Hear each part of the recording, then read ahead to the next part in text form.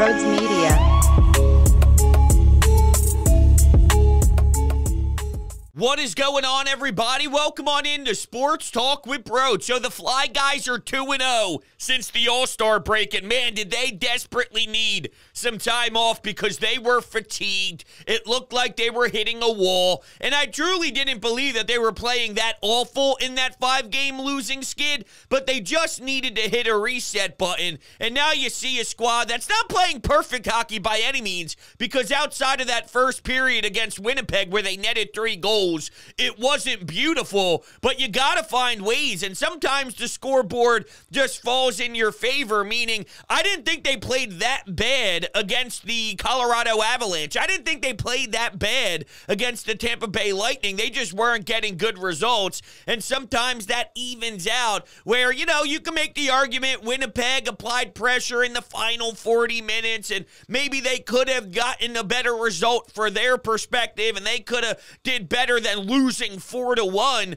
but it all sort of evens out throughout the 82, and John Tortorella was not happy. He gave you basically 7 seconds of his post-game thoughts, but I don't care. I just want wins right now, and I want them to pursue the playoffs. I want them to sneak in, and I want Cam York, Travis Konechny, Noah Cates, Owen Tippett, Travis Sanheim. I want these cats to see what it's like down the stretch after an all-star break with pressure on you to win some damn hockey games, because that's how you grow as a player. That's how you learn and adapt on what it's like, so that next season when the stakes are higher, everyone gets too emotionally attached to this rebuild thing as if the point of it is what the Sixers went through. We are way past the beginning stages of this rebuild, but people get enamored by it and so focused on it. We should trade Konechny and get all these first-round picks so we can continue this rebuild. Fuck no. Fuck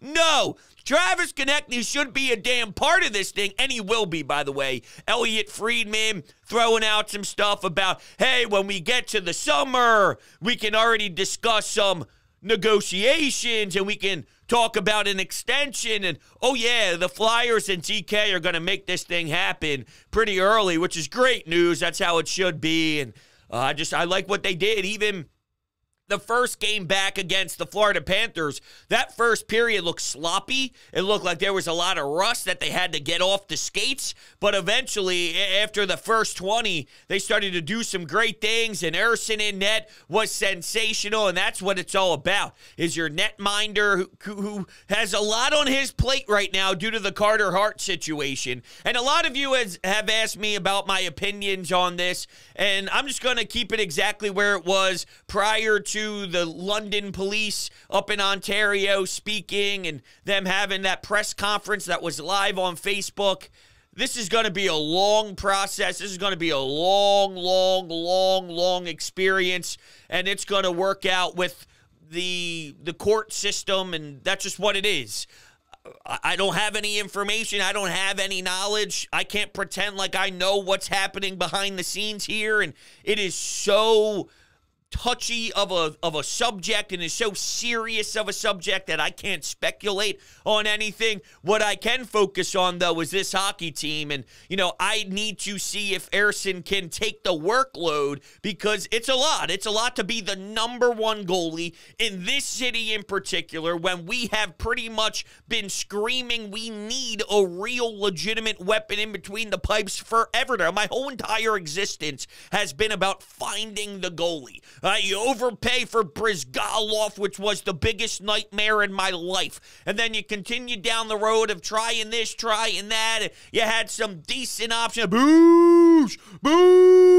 Shootout against the Rangers 2010 celebration. And then we go on a nice run. Michael Layton. The list goes on some special moments filtered in. But reality is, we've been looking for that prodigy, and we thought we had it in Carter Hart. Now Erson has to step in. Your backup's Cal Peterson, so there's not much wiggle room. That guy stinks. That guy is brutal. So, you know, you really got one crack at it, and it's nice for the opportunity if you're Erson, but I wonder, after he plays 5, 6, 7, 8, 9 games, where is the wear and tear, and can he take that workload. I really hope so. I have my concerns, but we'll see what ends up happening.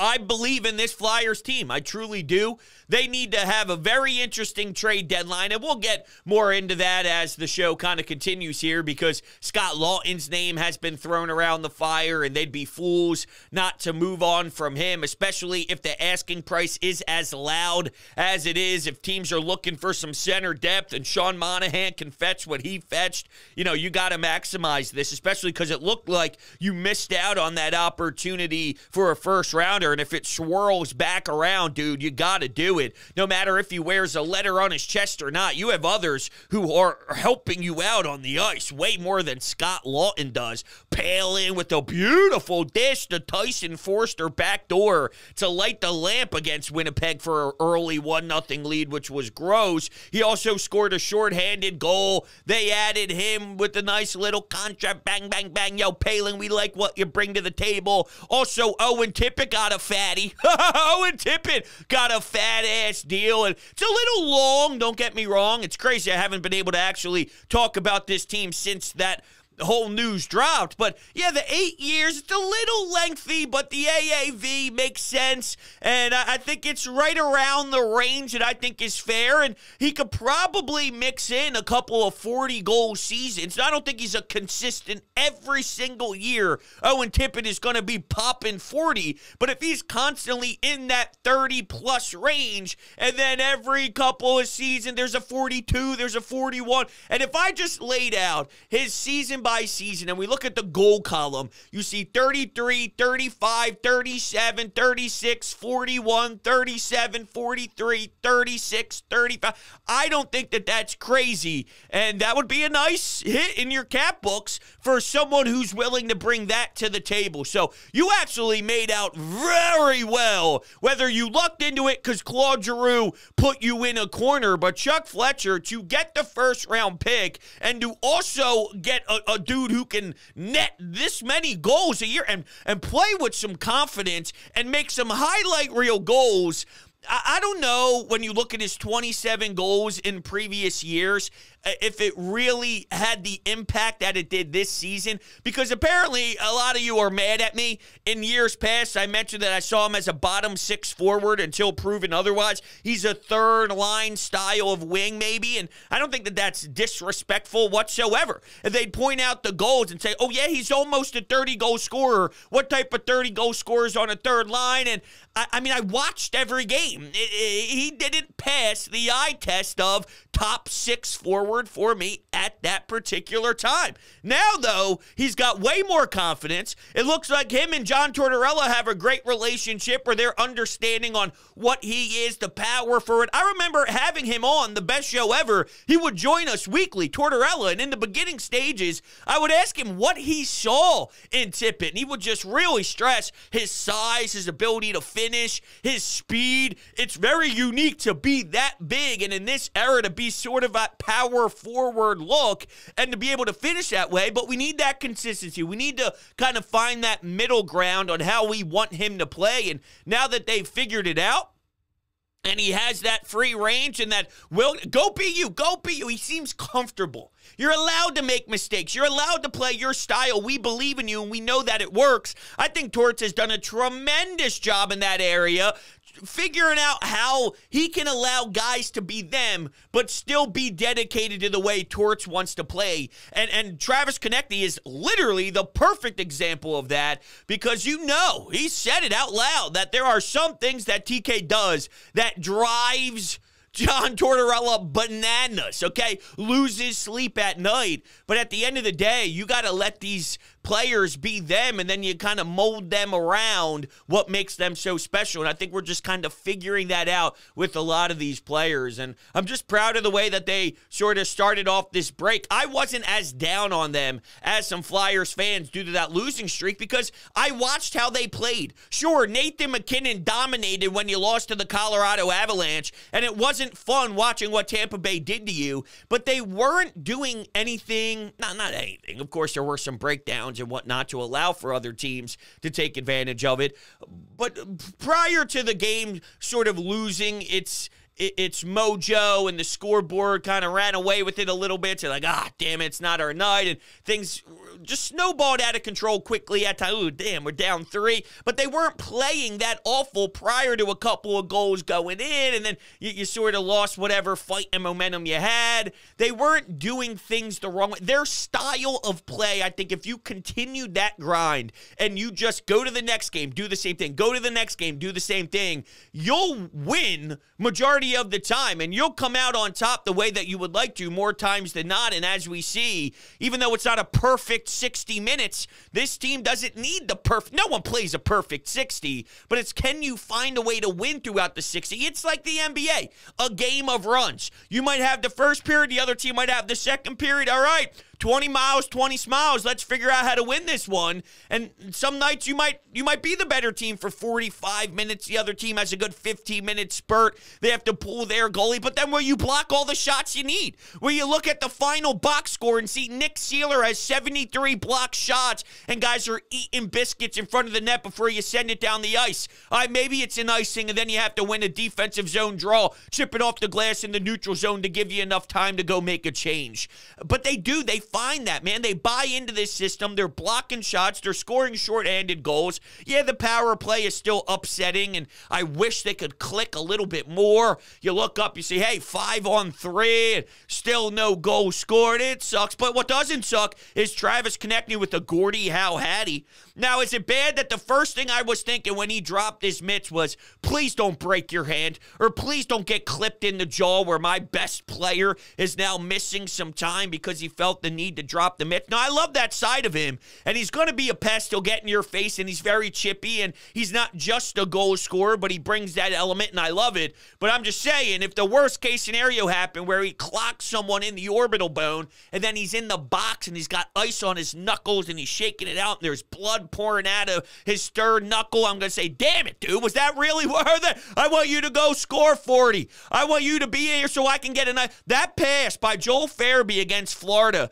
just to put it in a little bit of space, right? So here comes TK on the breakaway, and he lights one. Man, I need that. I need that way more than I need a 5-minute major. Now, I get it. I'm flawed, and I know everybody loved it. And when it was over and I realized nothing bad happened, I loved it too, because he just does it all. He'll pick up an apple. He'll score a bingo.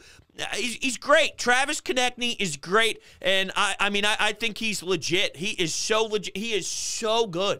He is so much better from every angle, from a professional level, than I thought he'd be. I just thought he'd be a good winger that could score some goals, but he's an emotional leader. He's a leader by example. He's a vocal leader. He does it all, and by the way, his ceiling is even higher than maybe I anticipated when I saw, what he could be, and it's amazing. It's just flat out amazing. Cam Atkinson, him and John Tortorella maybe not seeing eye to eye right now. Look, I think there's so much respect between those two, and they obviously have a history, but Cam is towards that back end of the career, and I almost wonder, hey, we sort of made an example out of Cam Atkinson in the past, and there was a little bit of life that showed right after he did respond. If we're trying to grab something out of Cam again, is it possible that we can maybe try it again? We're going back to the well. Hey, dude, you're going to miss some time here. You're going to sit on the bench. You're not going to move. Your ass and your pants is not going to slide from this spot on the bench. And then maybe there's like a little 3-game stretch where Cam's in front of the net and he's finding some greasy ones. I'm just trying to see maybe what's possible. I don't know. I was stunned to see Noah Cates light the lamp, though, against Florida. I forgot that dude was even here. Swear to God, right? I know he had the injury and all, missed a significant amount of time, and it's hard to come back from something like that, and you don't just step back on the ice, especially, it's not like Coots, right?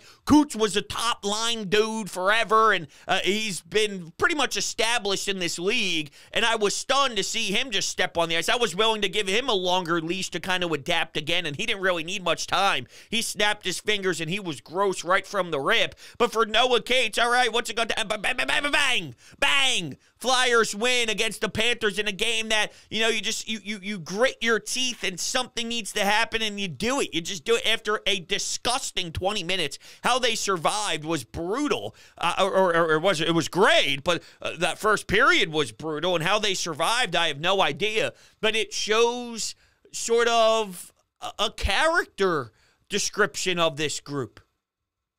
That's not easy. Florida's damn good, too. Damn good. Say what you want about maybe the building being a little quiet, because I think that took away from the watch, at least for me. The viewing experience for that first game back, you're playing in Florida. You're not playing in Toronto. Okay, you're not playing in a big city like Montreal, and the place at the Bell Center. If Montreal was good, would pack. I'm saying if this was a top tier Montreal, whatever. It's not a big market, is my point. You're playing in a little blah play, a little quiet in there. The first period was a little blah for the Flyers. Blah. Felt you were going through the motions just because people weren't on the edge of their seat and ready to jump over the glass to go after Domi and throw some punches in the penalty box. I'm just spitballing here. But anyway, I'm just glad they got the 4 points. 4 points, and I'm excited to see them play. Well, they play on Saturday, right? They play a little Seattle Kraken. Got a little Dave Hackstall coming to town. Boo! Boo! I hate his hair. It sucks. What doesn't suck, though, is HelloFresh. And if you're unaware of HelloFresh, what they do is they have these recipes online, and you could choose from over 40-plus recipes each week, and they deliver it right to your doorstep, pre-portioned, so you don't have to worry about, okay, I got to measure this out. No, it's all pre-portioned. You just follow the step-by-step cards. It's so simple. It's ridiculous, and it's so good. It's ridiculous if you're not trying it. And by the way, they have this new message for you all. You're not going to want to miss this. If you've never tried HelloFresh, today is the day you try HelloFresh.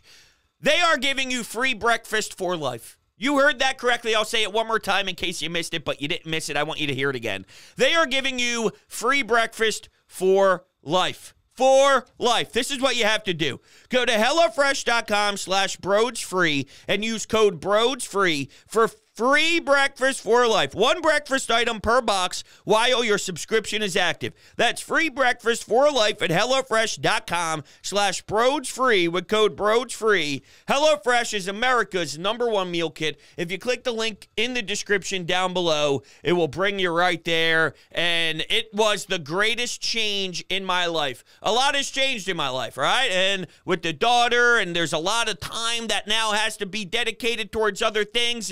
The fact that HelloFresh is so easy, it's affordable, it's 25% less expensive than eating takeout. It is amazing what they provide for you. Give it a shot if you haven't already. Make sure you join the HelloFresh family down below. Okay, we'll take some phone calls here. Taking a look back, I always feel bad when people call in. And let's say I do a Flyer show after 2 games, right? And let's say there's calls after the second game. I feel bad for the ones that maybe called in about the first one against Florida. So I dive back a little bit into the mailbox here and snag some of those. So let's take a listen on just the general vibe and where this Flyers team is. Let's do it. What's up, Broads? Flyers finally back in the win column. Yes, sir. Actually looked like a good bit of Flyers fans in the stands tonight down in Florida. What we like to see. I really just wanted to see what your opinion on if you think the Flyers are going to be either buyers or sellers coming up on the deadline. And then obviously we have not a goaltender problem, but we need a good backup.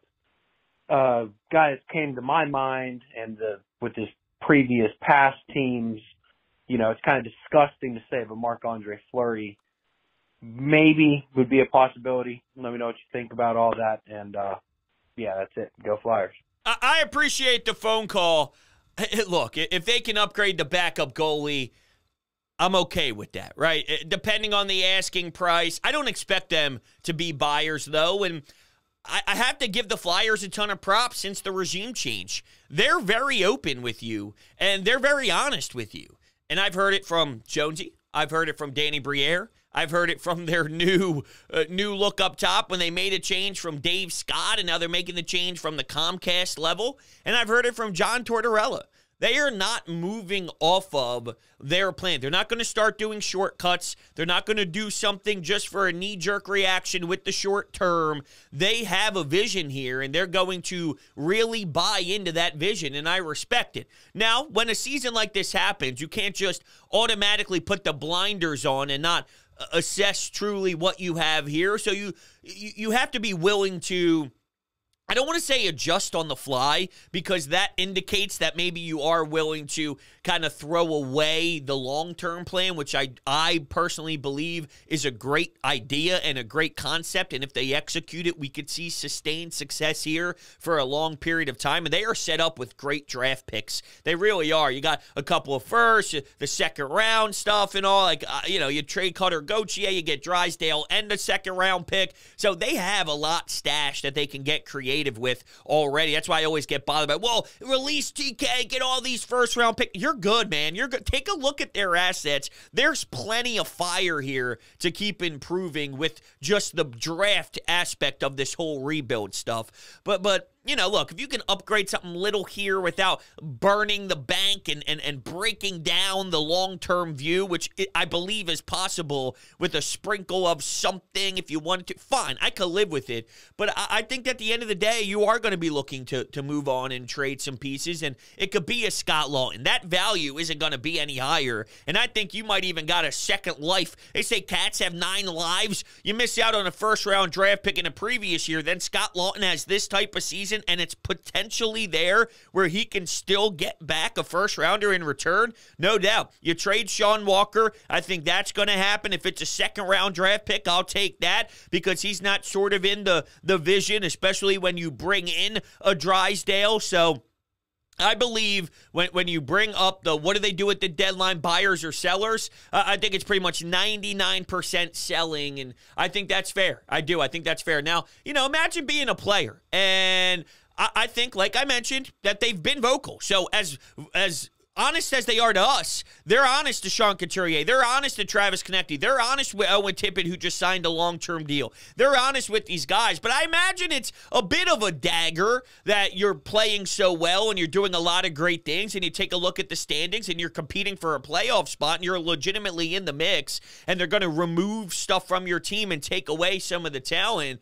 But as long as they're open and honest, I don't know what else they can do. If they feel, as the people who are getting paid to make those tough decisions, that this is what's best for our organization, and if you're going to buy in Owen Tippett and sign an 8-year deal, you're going to be a part of this thing. TK, you're going to get extended. You're going to be a part of this thing. Cam York, you're a part of this thing. Sanheim, you got that deal. You're a part of this thing. Urson, there's a lot happening with the goalie controversy stuff. Now, that made it seem like it's an on-the-ice battle between the two. No. With Carter Hart and whatnot. And there's an opportunity here. So, work with us here. You see it. And if you don't realize that we are clearly taking steps in the right direction, then you're a fool. So believe in us. Trust me. Let's go. Believe in us. Believe in what we're doing. And this will be an every-year thing. It won't be a blip in the radar. Hey, we got... No. We won't be doing this every season. Buy into us. And that's sort of what you have to say, I guess, to the locker room, even though I can understand why that could be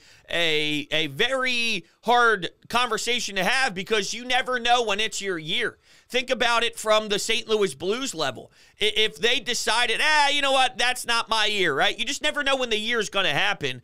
But that's sort of my take on it. You just never know. You never, ever, ever know, especially in this sport. You got to take advantage. So it'll be probably sell mode, but I could imagine it hurts the hearts of some of the guys in the room. All right, let's go to Zach in Baltimore. Well, fresh out of the All-Star break, and the Flyers are 1-0, and it's good to see them break the streak.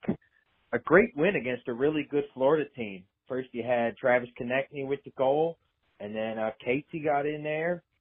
And what a great game by Ersson. I mean, I know people talked a lot of shit out of him. I've seen, but he backed it up. He backed up his play, man. He played a hell of a game tonight. And we're all back now, man. It's great. All right. The Flyers, their skid's over. We're just going to start winning games. And who knows? You might fuck around and win a Stanley Cup.